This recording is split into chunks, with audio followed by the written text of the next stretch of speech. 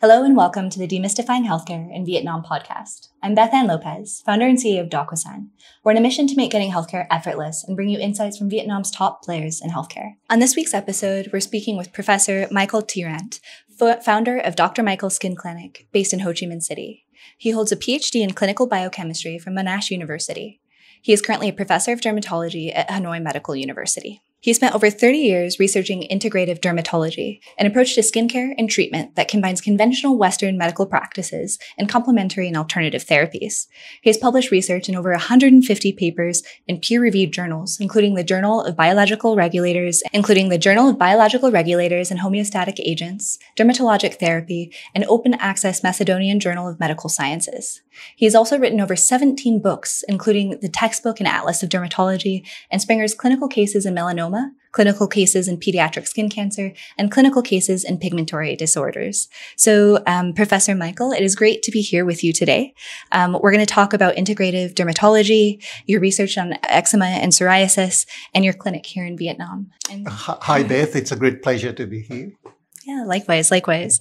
And so in starting out, can you tell us about your journey into integrative dermatology? My journey started when I was at university, actually. My first girlfriend had eczema, and I watched her every 2 weeks going to the GP to get scripts for steroids. Although she did get some improvement, the condition rebounded all the time. The benefit was very short term. So at that time, I thought, well, surely there must be something else that we are missing, that we're not including in the treatment from a medical point of view. And hence started my interest in research in dermatological conditions, starting with atopic eczema. And it's clear from my perspective, before I even started the research, that there must be something causing your skin to flare up that we are not addressing. So that's where the research started. Okay, and then what drove you to pursuing an integrative or holistic approach to it? Because for me, it's better to have a holistic approach. The benefits of orthodox medicine is there. We know it's well proven. So there are times that orthodox medicine is very, very helpful. But there are also times that I know for a fact that the benefit is limited. So then we have to look at other ways to treat the patient. If, for example, you use just the conventional approach, where you go and see a GP and the GP will give you a script for your atopic eczema, you'll get some steroid. Yes, the steroid will give you some benefit. It's helping the symptoms, but it's not helping why your skin is flaring up. So I was more interested in that. And that's where integrative approach will take into account that part of it. But conventional treatment does not. So that's when I started doing the research into, we call it triggers or provoking factors. So what is causing your skin to flare up? And it took many years to obviously find out all the intricate. In those days, there was nothing about triggers. I mean, I'm talking about 1981, 82. There's nothing.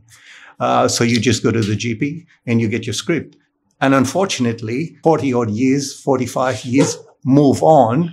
It's still the same. If you go to a GP, they just give you a script. So we are missing a big chunk of it.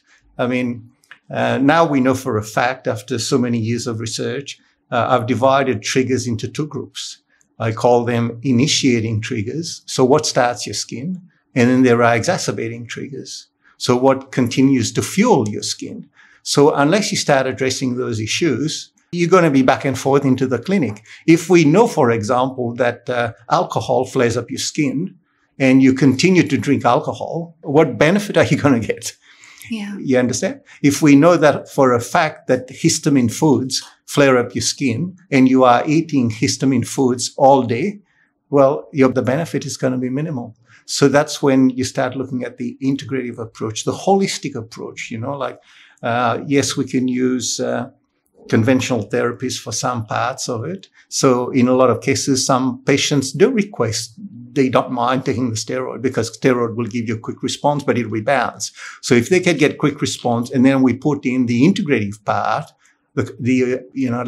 alternative types of approach, looking at your triggers, what's causing your skin to flare up, then they'll get some benefit. So it's always a good thing to try and combine them if we can, as long as both sides are safe and effective.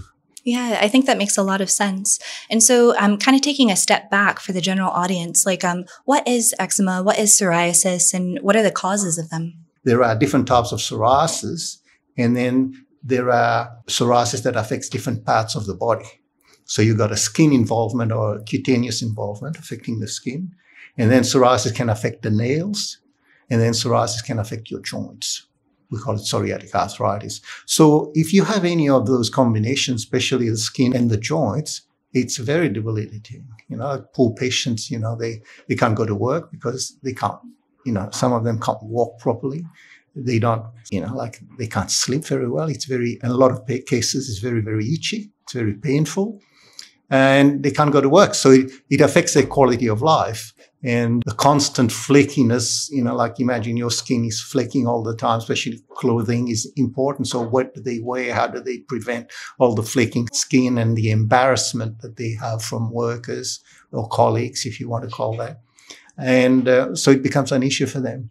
And we know for a fact that psoriasis has one of the highest incidence of suicidal ideation.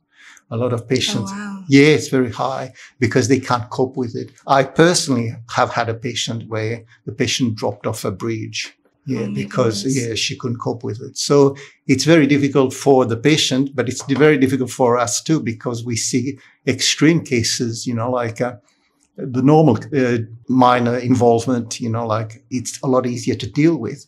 But sometimes it's so involved, the whole body is involved. You got a lot of other systemic issues and where they can't work, they're homeless, some of them. If they were married, there's, divorce and because of that, the family divorces and all that going on.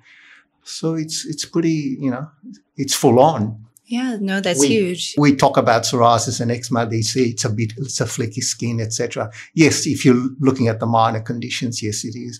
But then most of my work is in the more severe area, and it becomes very difficult. And you've got to have a strong predisposition to deal with it as a patient, but as a consultant, trying to advise this patient how do they, move along the path with a condition like that. To try and the psychology behind it is more important than the treatment because you got to get them in a state that, they would want to do the treatment. So what is the psychology behind it? And I guess what have you kind of found works best at your practice? Well, in our practice, we know it's genetic. You can't cure it. So we've got to work along the line of, give them some hope that they can have some benefit. But more importantly, we look at how we address those triggers that I mentioned to you before, because there are initiating triggers. I use the analogy of a fire. So you've got triggers sparking off fires all the time. And then you've got triggers that act like fuel and feed the fire. So you've got to really play a role into what is the trigger or triggers that is sparking it for him. What is his initiating trigger? And try and put a stop to that. And how do you figure out what those triggers are for each patient? Well, it's obvious through asking questions and without having to go through very in depth, because I'll have to get very in depth. The blood type is involved. So the blood type, if I know what blood group you are, I've got a 90% chance of knowing which trigger affects you. Interesting. So this is very interesting because this is my work that I've published and nobody else is doing that, which is good for us because it makes us different. So yes, so you could go from that aspect. So once we've established the initiating trigger, we want to stop the spark. You understand where I'm coming from? So once we do that, then if you remove the triggers or fuel, then there's a good chance that you'll put out the fire. So that's how we approach the whole thing. With secondary or exacerbating triggers, there are many of them. Food plays a role in it. There are some dietary influences, including number one is foods containing histamine. Histamine is an inflammatory ingredient. We talk about histamine normally when we're dealing with aeroallergens, where patients have got allergies like pollen allergy or grass allergy, so they'll start sneezing. You start sneezing because you inhale the pollen, and it creates a reaction which releases a lot of histamine in your system, and histamine is inflammatory, so it makes you itchy and you start scratching, etc. And that's how your skin gets worse. And there is a big link with patients with atopic dermatitis, where they also have the allergies. So normally a patient with atopic dermatitis will have normally asthma, and they'll have hay fever, and then they'll have the skin involvement.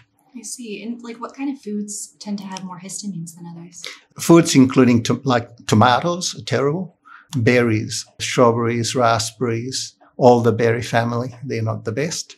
Foods that oranges, foods that are preserved like cheese, salami, all these type of foods, preserved foods. I found something very interesting when I was actually doing my research in the late 80s. I was advocating that fish was very good. We know that fish oil is very good. So I was telling patients, you know, plenty of fish, it's very good. Unbeknown to me, they were eating tinned fish. So, and there was this group of patients coming back, and I couldn't work it out. Why were they getting worse? And they said to me, well, you told us to eat fish. We eat a lot of fish. So I still couldn't pick it up until finally I thought, well, what is it about tinned fish that's a problem?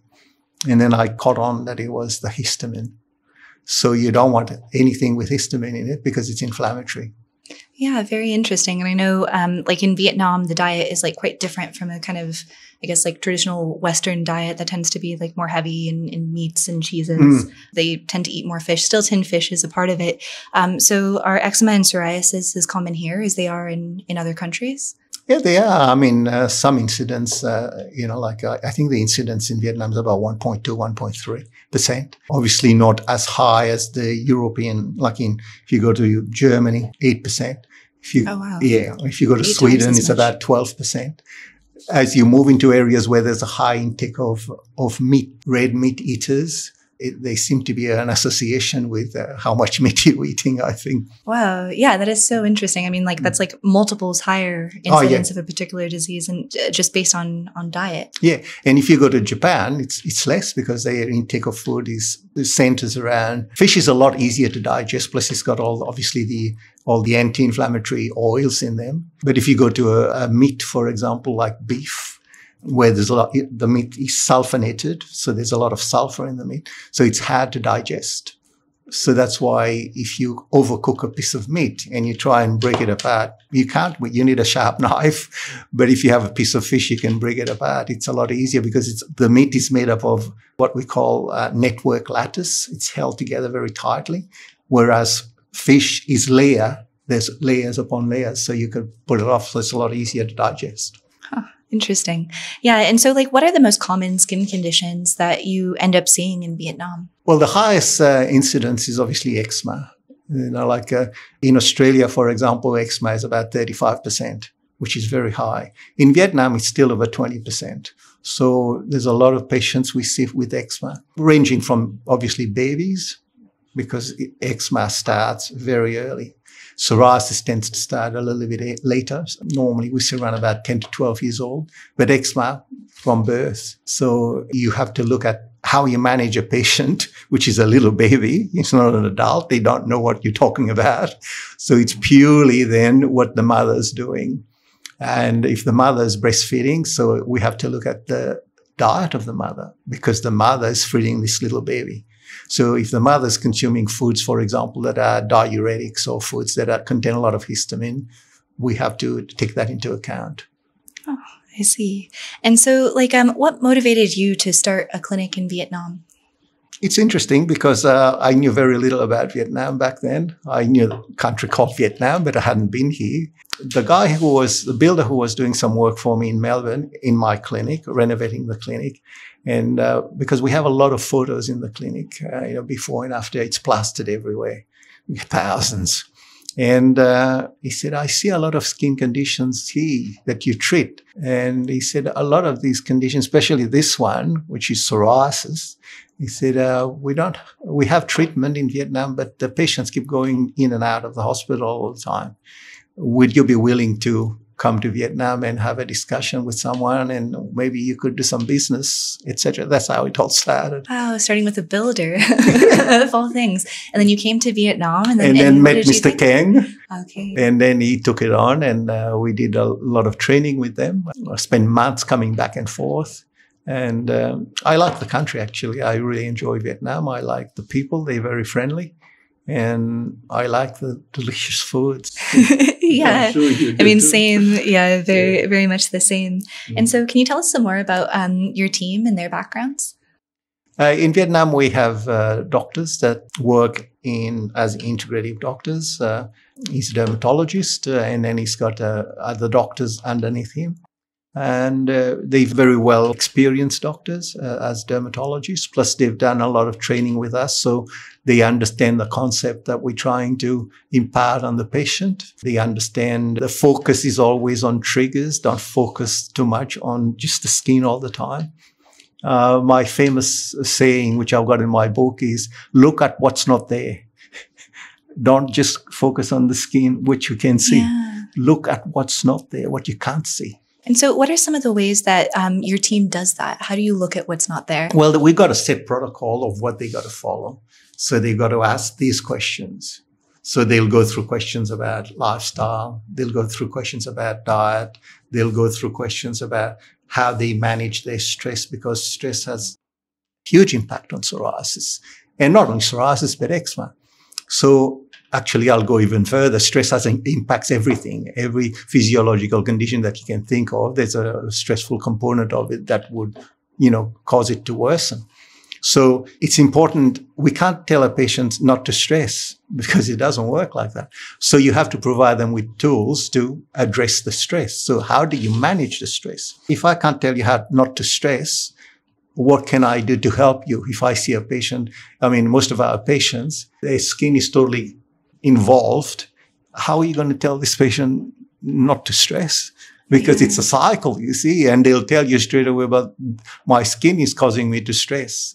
So my stress is causing my skin to be worse. So you get into this roundabout and you can't get out.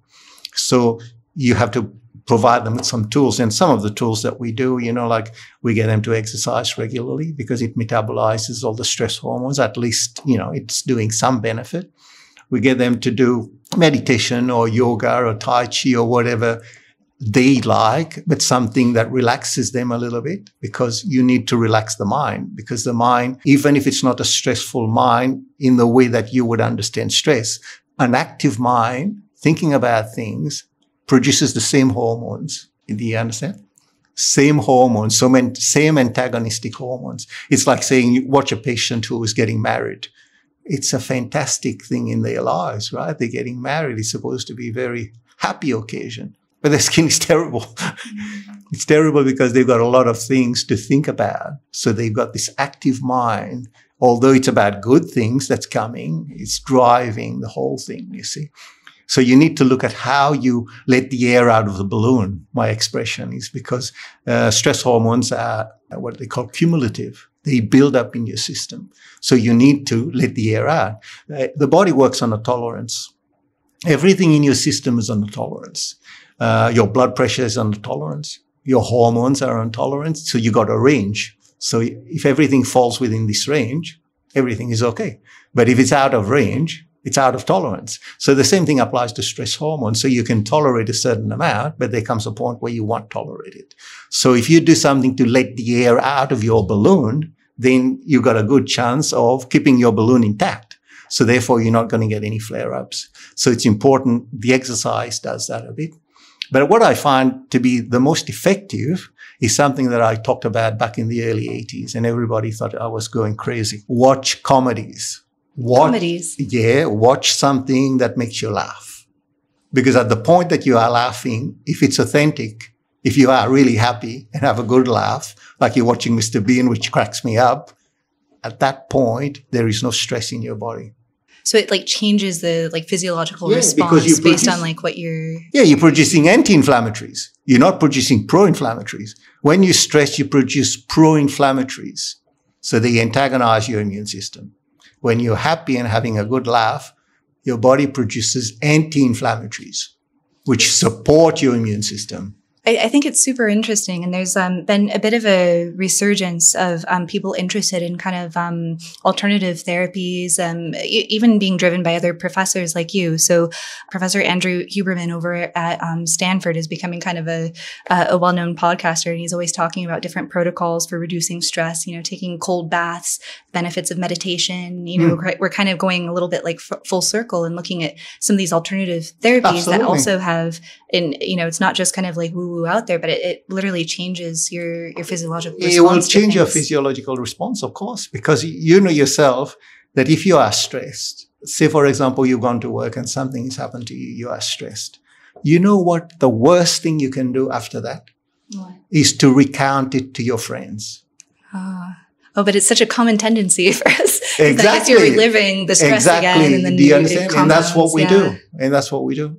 So you've had a bad experience in traffic. You're stressed when you get to work. Your boss tells you off because you're late. So now the analogy of your balloon, now your balloon is out here, right? Now morning tea comes. Oh, you got to go and tell your mom or somebody. You're so upset, right? So each time you tell, how do you feel inside? You recount an experience that it wasn't enjoyable to you that happened 10 years ago and see what happens to your body physiologically. You produce the same hormones. But it's so easy, and it feels like we're almost like hardwired to remember the negative stuff more than the positive, right? It requires a conscious effort to. Why? Because our experiences work in our memory. Our memory is great because it reminds us of what we have to do. It teaches us not to cross the road where there's a lot of cars around. But it's the worst thing that you are carrying is your memory, because the memory is something of the past. But does the past exist now? Yeah, no longer. It doesn't exist, you understand? 90% of patients, well, maybe 90 is a bit high, but 80% of humans live in the past because it's their security blanket.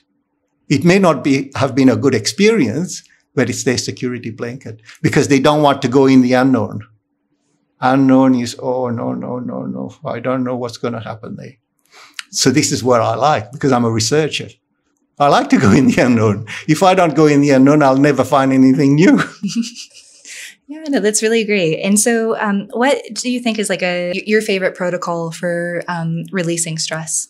My favorite protocol is, we talked about earlier, exercise, an exercise routine that they're doing, right? It's very, very important. Some people have baths, like you mentioned, and we tell them to go swimming. So either in the sea, normally we would say, because chlorine in the water is not very good. Mm-hmm. So prefer to do that, or sit in a bath at home. Make sure the bath is run hot and let it cool down. You don't want the bath to be too hot because it will dry their skin. Plus it has chlorine. It will make their skin itchy. Number 3 is the meditation, the yoga, the Tai Chi, something that rests their mind. That's the big thing. We do not rest our minds anymore. We forget that we are human beings, but we have become human doings. We like to do things all the time. So it's important to rest that mind. Whatever it is that you enjoy resting, to rest your mind. If you want to go fishing and throw a line in and hope to God that you do not catch a fish, that's the best thing. Because if you catch a fish now, it's a problem. You got to go and clean it. You got to go whatever. So rest your mind. And then the next one, for sure, I would tell everybody to do, because it costs you nothing, is to watch comedies. Watch something that really, really makes you happy. And have a plan where you start to get some positivity in your life. Because a lot of people don't realize that your thought pattern creates your reality. So if you are saying every day, I feel terrible, my skin is dreadful, this is what you are creating. Your creative mind is going to lock this in, whatever you're saying, and that's what you're going to get in the future. So if you want to know what you've been thinking for the past 5 years, look at your body physically. It will tell you. If you want to know how you will look in 5 years, look at what you're thinking now. Man, I need to reduce the amount of stress that I have over here. Do you understand? Yeah. No, it's a very, very interesting approach too. And so at a typical clinic or a typical kind of like public hospital in Vietnam, patients might receive a consultation that's just only like a couple of minutes. And, the doctors may not have enough time to kind of like get so involved in the patient's lives. How is that different from how you guys we're very different because our consultations take at least 30 to 40 minutes. So firstly, we would identify whatever skin condition it is. We will do a questioning with them as to trying to identify what is triggering their skin, what skin condition first, what is triggering their skin, both initiating and exacerbating triggers. And then after we've done that, we would explain to them, you have psoriasis. Psoriasis is a genetic condition. So we're very good at imparting knowledge because it's important to impart the knowledge to the patient because the patient's got the skin condition. The patient is the one who's going to manage it. So the more knowledge you give the patient, the better. So we will go through all of that. So once we've finished with that, then we will talk about what triggers they should avoid or what triggers they should try and fix. We'll talk about dietary triggers, like we mentioned before. Histamine is an issue. Lack of folic acid is an issue. Some diuretics like tea, coffee, alcohol is a problem. You can't tell patients to give up everything, but you've got to work on the management. How do you manage it together? Then we'll talk about their hydration. Are they drinking any fluid? They've got a dry skin condition. Eczema is very dry, very flaky. So is psoriasis. But the majority of patients tell you they are drinking water, but they're getting their water from coffee. But coffee is a diuretic. Coffee actually dehydrates you, doesn't give you water. So it's all this knowledge that you need to tell them. They will only get on board if they believe in you. So you've got to impart that knowledge and make them understand. And then we'll talk about management of stress like we did before. So we'll go through all the triggers and explain what triggers are affecting them and how they should manage it. Then we talk about what treatment we're going to offer. So in our clinic, we don't have one treatment. We actually customize all the treatments because every skin condition is different. Every presentation is different. Like I mentioned before, there are different types of psoriasis. So you can't just give one treatment for 7, 8 types of psoriasis.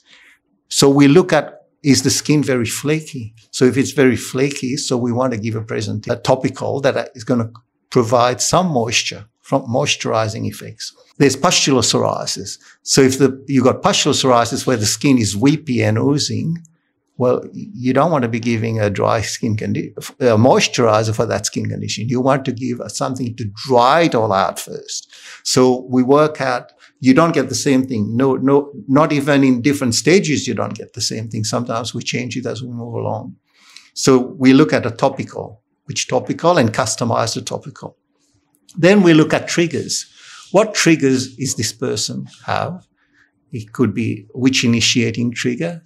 Then we could work out, all right, because then we've got medications that we give to target triggers. So if we're targeting triggers and we're treating your skin and we're giving you a management program to manage all the triggers and to a better lifestyle, then you've got a better chance of getting some results long term. Okay, yeah, I think that makes sense. And out of curiosity, so Vietnam is a country with a very rich history of Vietnamese traditional medicine. Have you guys incorporated any traditional medicine techniques from Vietnam into your practice? Well, actually, I got involved in Hanoi Medical University. We were going to do a project researching some of their, historical herbs that they've got there. But then COVID came.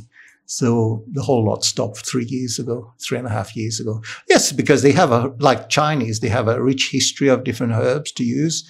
And from my perspective, the more we have out there that's different, the better you can manage the patient. Keeping in mind that after you use a treatment for a while, your skin will get used to it. So what worked initially may not work, a year later. So now you got to go to something different. And that's how you go through the different strengths of steroids. You start with a mild and then slowly you go to a stronger one. And then there comes a point that steroid doesn't work now. Especially you got a chronic skin condition, you got it for life. So now you look at alternatives or something different. And the biggest issue then is you start saying, well, treatment doesn't work. I've been using this treatment, it doesn't work. Look at my skin, is worse. So you're getting into this thinking that nothing works. And then it'll become self-fulfilling prophecy now because you're thinking that nothing works. So it's a big thing for me to impart that knowledge to the patient that what you are saying is not very good. So you got to stop this, and we reprogram your head. I call it the chronology of illness. So I also look at the chronology of healing. So now we got to go through the other opposites to what you've been thinking. So it's all interesting stuff. Yeah. The psychology of it is enormous.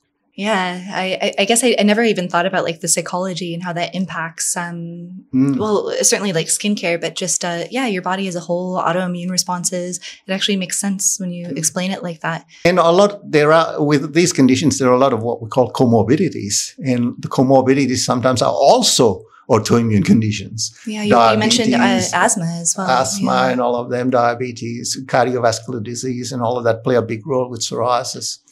Yeah, so that's why you've got to look at the bigger picture.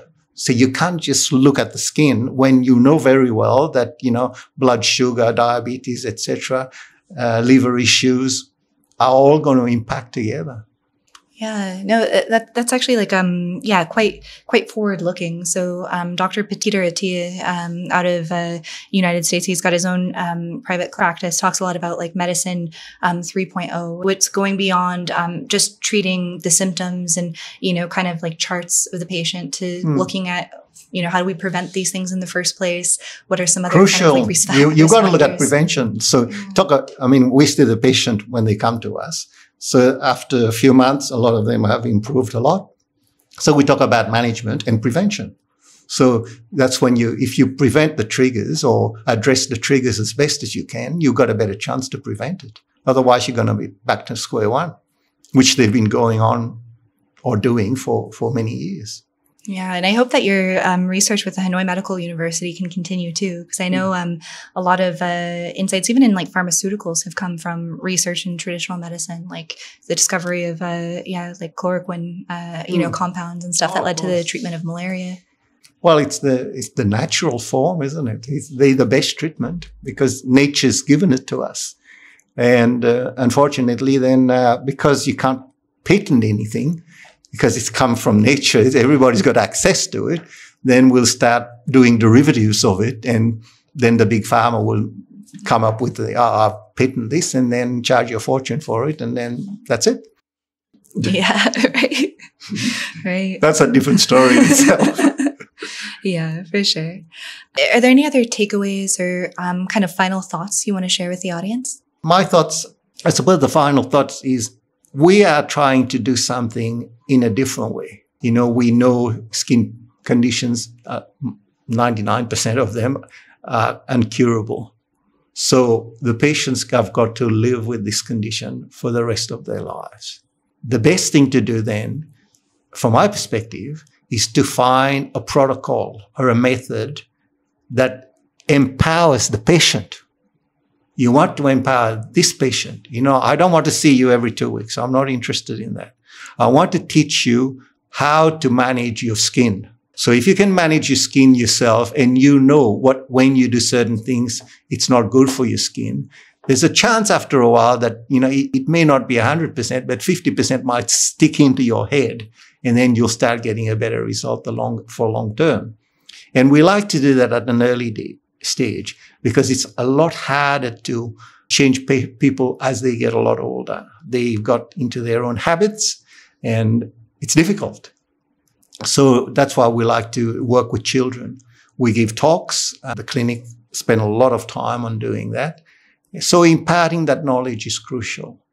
And what's important also is to see patients get some results where then their whole perspective change. Now they can see what you've been trying to tell them. You could take a horse to water, right? You can't make it drink. But once they start to see some benefit coming, then you've won them. My patients, I have generations of patients that come and see me because I used to see when they were 15, and then they'll get married, have children, and then I see all the babies and etc. Because it's the method, you see. They understand unless you look at causative factors or triggers, long term, it's a struggle. Yeah, I think that's such a fascinating perspective. And I want to thank you so much for joining us on the podcast today, Professor Michael.